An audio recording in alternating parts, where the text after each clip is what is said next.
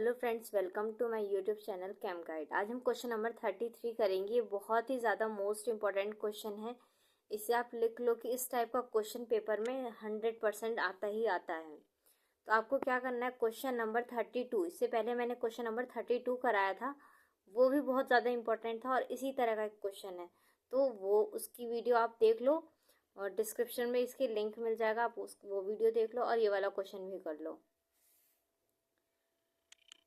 19.5 gram of CH2FCOOH is dissolved in 500 gram of water. The dissociation in the freezing point of water absorbed is 1 degree Celsius. Calculate the want half factor. Want half factor को I से denote करते हैं. And dissociation constant of fluoroacetic acid. Dissociation constant को Ka से denote करते हैं। तो सबसे पहले क्या बोला, 19 ग्राम, तो W भी बराबर 19.5 ग्राम, W भी बराबर क्या लिखेंगे 19.5 ग्राम। फिर CH2FCOOH, इससे हम मोलर मास निकाल लेंगे। MB बराबर, कार्बन कितना था यहाँ पे 2, 1 और 2, तो कार्बन के लिए 12 था मास नंबर और 2 से मल्टीप्लाई करेंगे, प्लस उसके बाद हाइड्रोजन कितने हैं 3, तो 3 हाइड्रोजन के लिए 3 इंटू 1।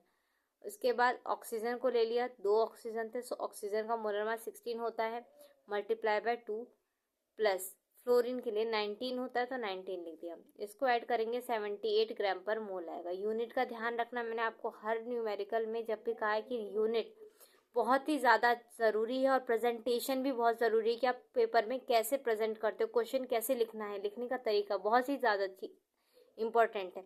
मैंने लाइन वाइज हर एक चीज़ को लिखा जैसे जैसे न्यूमेरिकल में क्वेश्चन में बोला गया है। उसके बाद बोले dissolve in 500 gram of water, तो WA बराबर 500 ग्राम, ग्राम को मैंने केजी में चेंज कर दिया किलोग्राम में।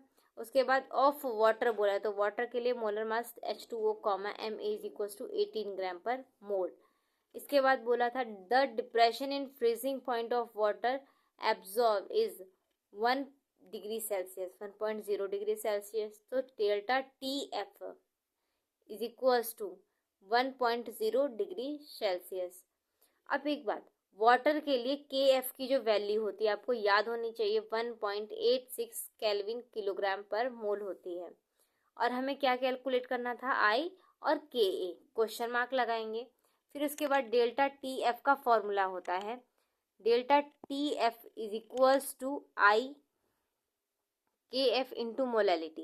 भाई अब हम क्या कर सकते थे, delta TF is equals to I KF, molality के लिए स्मॉल m भी लगा सकते थे, लेकिन आपको स्मॉल m नहीं लगाना क्योंकि यहाँ पे हमें मोलैरिटी की डायरेक्ट वैल्यू नहीं दी है।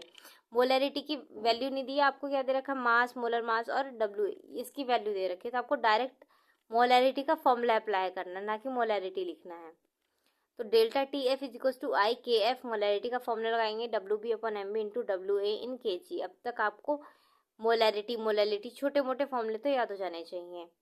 तो मोलैलिटी का फॉर्मूला उम्मीद करते हैं आप लोगों को याद होगा। नहीं याद हो रहा है कोई भी फॉर्मूले न्यूमेरिकल्स के, तो आप मुझे बताओ, मैं उस पर भी एक अलग वीडियो बनाऊंगी ताकि आपको फॉर्मूले याद हो जाए अच्छे से, क्योंकि फॉर्मूले याद नहीं हुए तो आप न्यूमेरिकल नहीं कर पाओगे। सबसे बेसिक चीज़ है कि आपको फॉर्मूले याद हो। फॉर्मूले की बहुत शॉर्ट वीडियो बनाऊंगी जो आपको बहुत आसानी से याद हो जाएंगे और साथ में भी याद करेंगे वीडियो में भी। तो अब यहाँ पे हम क्या करेंगे, डेल्टा TF की वैल्यू रखेंगे 1.0 इज इक्वल्स टू I, हमें निकालना है KF की value 1.86 into WB upon MB into WA की वैल्यू रखेंगे। I की वैल्यू आ जाएगी, I तो हो गया हमारा आंसर, इसको सॉल्व कर लेना, I की वैल्यू आ जाएगी। इसकी यूनिट नहीं होती क्योंकि ये कांस्टेंट है ना, इसलिए वन हाफ फैक्टर है, तो वन हाफ फैक्टर की कोई यूनिट नहीं होती। इसके बाद हमें Ka निकालना है। Ka का फॉर्मूला होता है, एक अलग नोट में लिख लो, Ka is equals to C alpha square. C होता है मोलैरिटी या मोलैलिटी, आप क्वेश्चन के अकॉर्डिंग अप्लाई करोगे कि मोलैरिटी पूछा है, मोलैरिटी। उसके बाद अल्फा स्क्वायर, अल्फा निकालने के लिए हमें क्या करना होगा, सबसे पहले जो हमें रिएक्शन दे रखा था, let alpha be the dissociation of CH2FCOOH, इसको ब्रेक करके लिखेंगे तो क्या होगा, CH2FCOO negative plus H positive. तो इसको ब्रेक करेंगे, इनिशियल में इसको 0 मानेंगे, 0 और इसके बाद C। अब 0 में से कितना डिसोशिएट हुआ है, C अल्फा, 0 में से C अल्फा, 0 में से यहाँ भी C अल्फा, C में से C अल्फा घटाया, यहाँ 0 माइनस C अल्फा करोगे तो C अल्फा ही तो आएगा, यहाँ C माइनस C अल्फा लिखेंगे। I is equals to, I want half factor, I is equals to क्या होता है, number of particle after dissociation upon number of particle before dissociation. यहाँ पे ध्यान देना आफ्टर पार्टिकल, उसके बाद बिफोर पार्टिकल बोला है, आफ्टर डिसोसिएशन और before dissociation.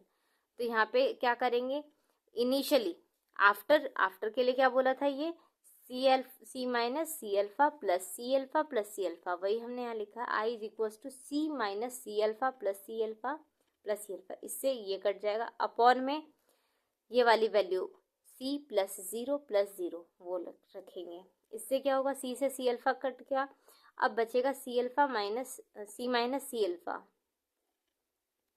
C alpha upon C common लेके काट देंगे तो 1 माइनस अल्फा आएगा, 1 माइनस अल्फा आएगा। तो अल्फा निकालना था हमें, क्योंकि Ka is equals to C alpha square होता है, मोलैरिटी तो हम निकाल लेंगे।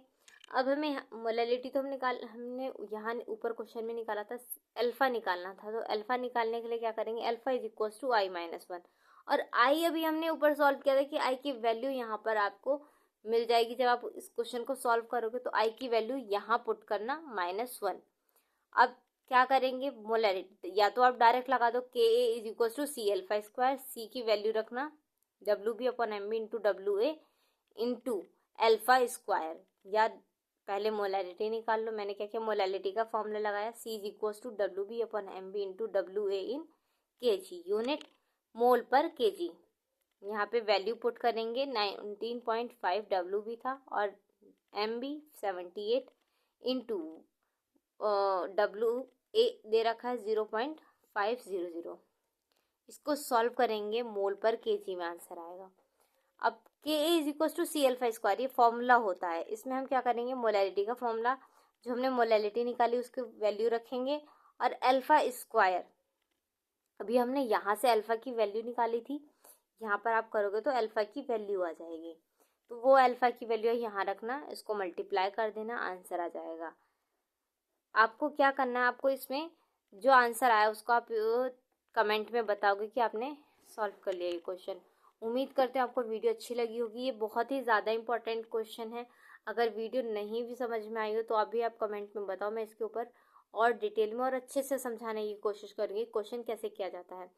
लेकिन ये क्वेश्चन बहुत ही ज़्यादा इंपॉर्टेंट है, इसलिए बोल रही हूँ कि इस वाले क्वेश्चन पे ध्यान देना। एक क्वेश्चन नंबर 33, 32 सॉल्व एग्जाम्पल, और इंडेक्स क्वेश्चन में भी एक क्वेश्चन है सॉल्व एग्जाम्पल है, शायद 12 और 13 क्वेश्चन नंबर, ये भी इसी तरह से क्वेश्चन है, आपको ये आने चाहिए।